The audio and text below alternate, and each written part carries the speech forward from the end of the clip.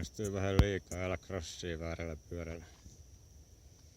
Ekan Salkevalan kiven tuolta vältiin, mutta ohjasi sit suoraan tähän iso perkeleeseen. Sitten seurauksena mulla olikin sekunnin sadasosan jälkeen etupyörä täällä 3 metrin päässä.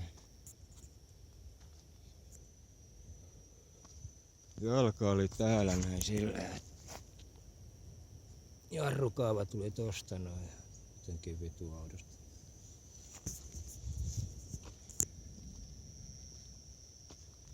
Alkoi ukkonenkin jyrisee, sade tulee päälle ja vittu pyöräpelko iski.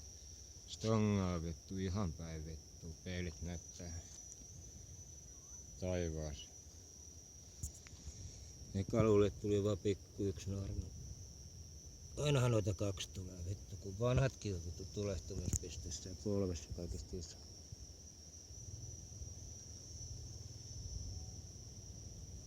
Vittu, tekis mieli jättää stongaa vinossa.